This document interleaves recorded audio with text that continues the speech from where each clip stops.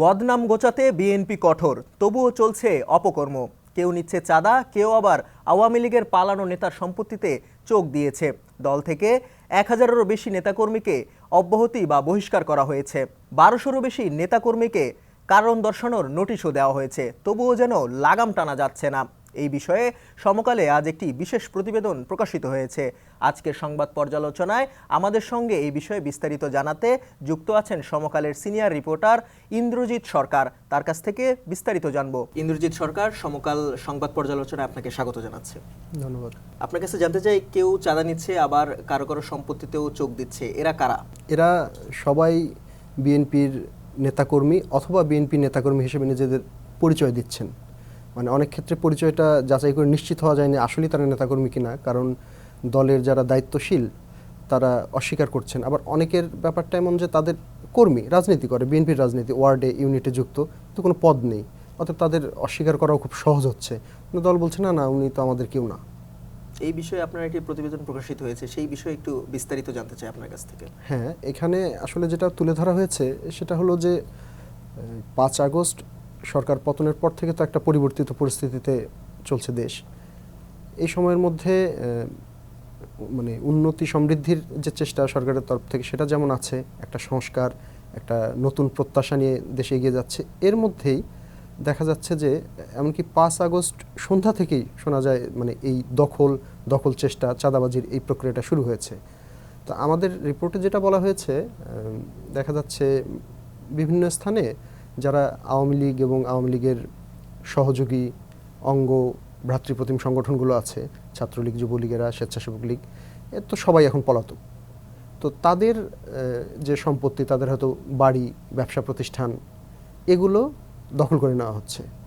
এবং মানে অনেক ক্ষেত্রে আবার দখলের আগে বলা হচ্ছে যে আপনি 2 লাখ টাকা দেবেন বা 5 লাখ টাকা দেবেন, 15 লাখ টাকা দেবেন, মানে তার নেতার র্যাঙ্ক এবং তার অবস্থান বুঝে যে সে কত দিতে পারবে, এরকম বুঝে 1-2 লাখ থেকে 15-20 লাখ পর্যন্ত অভিযোগ আমি পেয়েছি।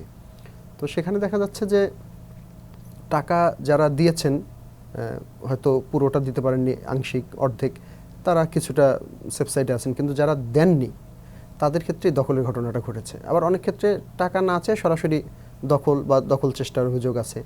যেমন পুরান ঢাকার একটা ঘটনা আছে, এক ছাত্রলীগ নেতা ইমরান হোসেন জন, উনি এখন আত্মগোপনে আছেন। তো তার ফ্ল্যাট অ্যাকচুয়ালি তারও না, এটা তার মায়ের নামের ফ্ল্যাট, কিন্তু হয়তো তার ইয়েতেই আছে, মানে সেই পাবে এরকম একটা ব্যাপার, বা তার দখলে আছে। সেই ফ্ল্যাটটিতে গিয়ে একজন বিএনপি নেতা পরিচয়ধারী গিয়ে বলছেন যে এই ফ্ল্যাটটা ভাড়া সামনের মাস থেকে আমাকে দেবা, ভাড়াটাকে বলে এসছে। ভাড়াটে মালিককে জানিয়েছে, মালিকের পক্ষ থেকে যোগাযোগ করা হয়েছে যে কেন বাবা, এবার তোমাকে কেন দেবে এটা?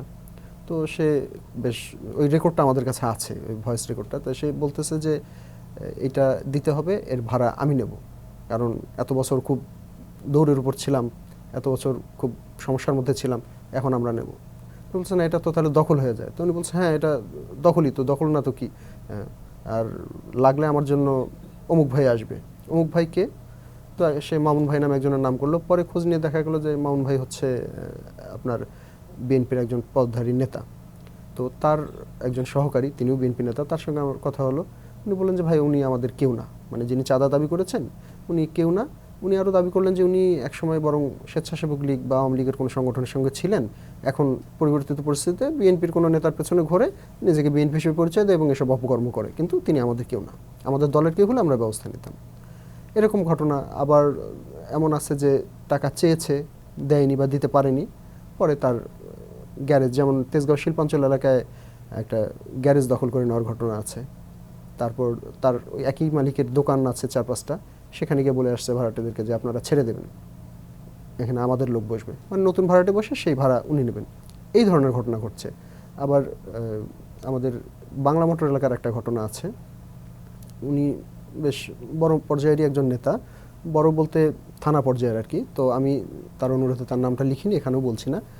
ওনার কাছে বিএনপির লোকজন গিয়ে বলছে যে আপনার তো অনেক ব্যবসা বাণিজ্য ছিল, তো 15 লাখ টাকা দিতে হবে। উনি দেয়নি। পরে বলছে দেখেন, এখন কিন্তু মামলায় নামটাম ঢুকে যাচ্ছে, আপনার নামও ঢুকে যাবে, তো যদি ঝামেলা এড়াতে চান দিয়ে দেন। উনি গর্তমি করে তাও দেননি। পরে যেটা হলো, ওই ওনাকে একজন ফোন দিয়েছে, শীর্ষ সন্ত্রাসী তো সে ফোন দিয়ে তেমন কিছু বলে না, হ্যাঁ কেমন আছেন ভাই, হ্যাঁ ঠিক আছে অসুবিধা নাই, আমার ছোট ভাই ব্রাদাররা আছে ওদের একটু দেখে শুনে রাখেন, হ্যাঁ ওরা কি বলে একটু শুনেন, হ্যাঁ তাহলে আর কোনো সমস্যা হবে না। মানে ইঙ্গিত ক্লিয়ার, উনি সরাসরি বলেনি যে চাঁদা দিয়ে দেন বা যা চাচ্ছে দিয়ে দেন, আমার ছোট ভাই ব্রাদাররা আছে আপনার সঙ্গে যোগাযোগ করেছে, একটু দেখে শুনে রাখেন। এরপর ওই ছোট ভাই ব্রাদার মানে বিএনপি সেই নেতারা আবার যোগাযোগ করছে, ভাইয়ের সঙ্গে কথা হয়েছে, হ্যাঁ কথা হয়েছে, তাহলে টাকাটা দিয়ে দেন। উনি তাও দেয়নি। পরে ওনার একটা সেলুন ছিল, সেই সেলুনটা ওরা দখল করে তালা ঝুলিয়ে দিছে। তো উনি দেখলো যে এটা তো ঝামেলা হয়ে গেলো, কারণ সেলুন বন্ধ থাকলে ওনার আয় বন্ধ। উনি পরে একটা সমঝোতায় আসছে, 15 লাখ চেয়েছিল, অতটা দেয়নি। উনি অ্যামাউন্টটা এক্স্যাক্টলি আমাকে বলেনি, বলছে যে ওরা একটা পার্ট দিয়েছে আর কি, পুরোটা দেয়নি, তবে অর্ধেক অর্ধেকের কিছুটা কম দিয়ে আমি তাদের সাথে একটা রফায় আসছি যে বাবা ঝামেলাই করো না, এমনিতেই তো আমরা আত্মগোপনে আছি, আমরা তো নাই এলাকায়, দোকানটা চালাতে দাও। তো এখন 15 আগস্টে এই ঘটনা, পরে 26 আগস্ট উনি খুলে দিচ্ছে দোকানটা, এখন চলতেছে, সেলুনটা চলতেছে। এইরকম মানে অনেক ঘটনা আছে। আবার অনেকে বলতে চাচ্ছে না, সবচেয়ে ব্যাপার যেটা, যে যেহেতু আওয়ামী লীগের এই নেতারা কারো বিরুদ্ধে মামলা আছে, কারো বিরুদ্ধে নেই, কেউ সত্যিই হয়তো গণহত্যায় জড়িত বা বিভিন্ন রকমের অপকর্মে জড়িত ছিল বা হয়তো ছিল না, কিন্তু এখন পরিস্থিতি যেমন তাতে সবাই পালিয়ে আছে।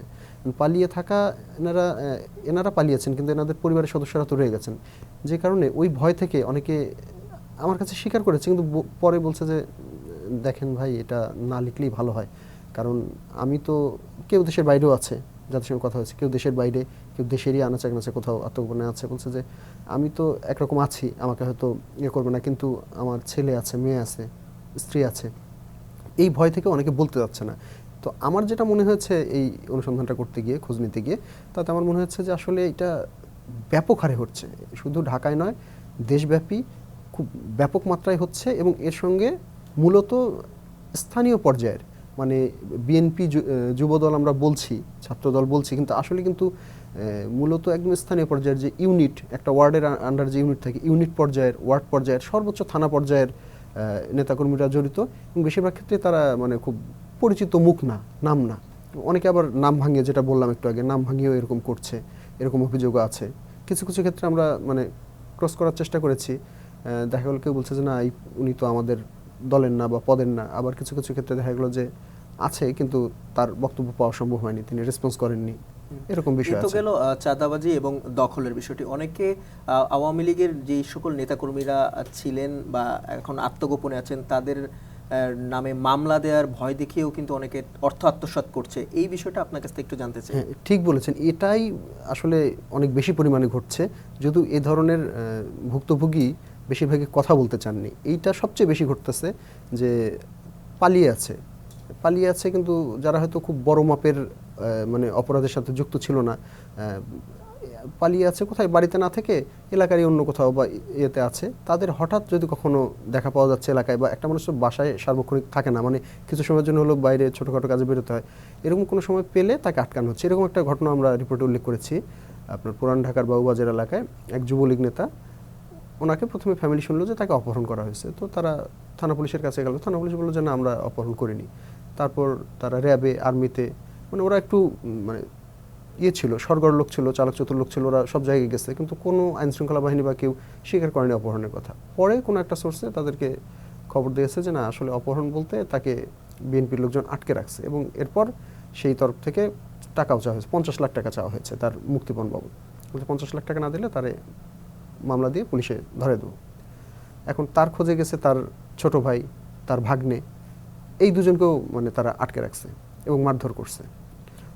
বদনাম গোছাতে বিএনপি কঠোর, তবুও কেন লাগাম টানা যাচ্ছে না? বিএনপি নেতাকর্মীরা যারা শীর্ষ পর্যায়ে আছেন তারা কি বলছেন? বিএনপির পক্ষ থেকে তো শুরু থেকে আমরা কঠোর অবস্থান দেখছি, তারা যখনই কোনো গুরুতর অভিযোগ উঠছে সেই নেতাকর্মীর বিরুদ্ধে তাদের সাংগঠনিক যে ব্যবস্থা সেটা নিচ্ছেন।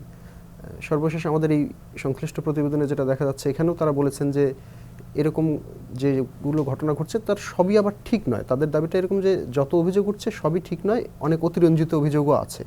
যেসব ক্ষেত্রে সত্যতা পাওয়া যাচ্ছে সেসব ক্ষেত্রে আমরা আমাদের দলীয় যে ব্যবস্থা সেটা নিচ্ছি। আর এর কারণ হিসেবেও একটা পয়েন্ট বলেছেন যে আসলে এই যে 15, 16, 17 বছরের নিপীড়ন, নির্যাতন, একটা ক্ষোভ, নির্যাতন থেকে যে তাদের মধ্যে ক্ষোভ জন্ম নিয়েছে, এই ক্ষোভ থেকেও কিছু ঘটনা ঘটছে, তবে বিএনপি এসবকে সমর্থন করে না এবং তারা এর বিরুদ্ধে ব্যবস্থা নিচ্ছে। এটা বিএনপির অবস্থান। আইন শৃঙ্খলা বাহিনী কি বলছে তাহলে? আইন শৃঙ্খলা বাহিনীর ক্ষেত্রে যেটা, আইন শৃঙ্খলা বাহিনীর কথাটা অনেকটা ওই মুখস্থ কথার মতোই। তারা বলছে যে সুনির্দিষ্ট অভিযোগ পেলে ব্যবস্থা নেওয়া হচ্ছে, যখন কোনো অপরাধের প্রমাণ পাওয়া যাচ্ছে সেক্ষেত্রে দল বা ব্যক্তি দেখা হচ্ছে না, অপরাধী হলে সে অপরাধী, এরকম কথা বলছে এবং তারা বলছে তারা ব্যবস্থা নিচ্ছে।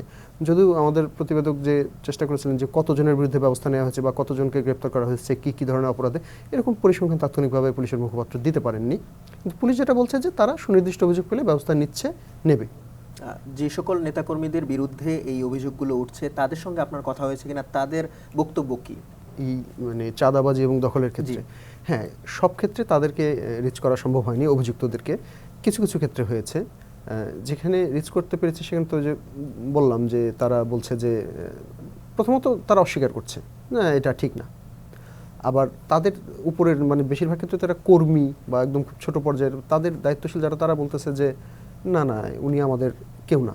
মানে এইভাবে একটা অস্বীকার করা বা ইগনোর করার একটা ব্যাপার রয়েছে। আর মানে একদম সরাসরি অভিযুক্ত এরকম কেউ মানে আমাকে এইভাবে মানে স্বীকার করার মতন কাউকে পাইনি আর কি, কেউ স্বীকার করেনি এই ধরনের অভিযোগের কথা। তাহলে কি বলা যায় যে শুধু রাজনৈতিক পট পরিবর্তনের পরপরই কি বিএনপির নেতাকর্মীরা তাদের আগের যে নেতাকর্মীরা ছিল আওয়ামী লীগের তাদের জায়গাগুলো দখল করছে নাকি চাঁদাবাজি ক্ষেত্রে, এটা কি বলা যায়?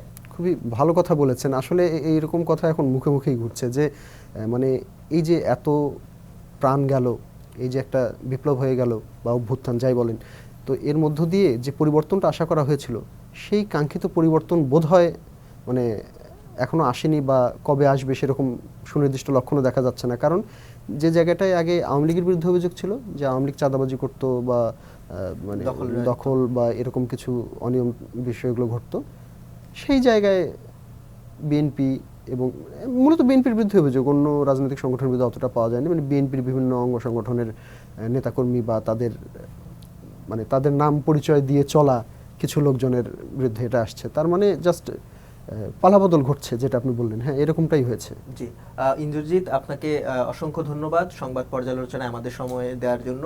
অন্যদিন অন্য কোনো বিষয় নিয়ে আপনার সঙ্গে আবারও যুক্ত হবো আমরা। দর্শক, এই ছিল সংবাদ পর্যালোচনার আজকের বিষয়। অন্য কোনো দিন অন্য কোনো বিষয় নিয়ে আমরা আবারও আপনাদের সঙ্গে হাজির হব। ততক্ষণ পর্যন্ত সমকালে চোখ রাখুন এবং দেশ বিদেশের সর্বশেষ সংবাদগুলো জানতে www.সমকাল.com চোখ রাখুন।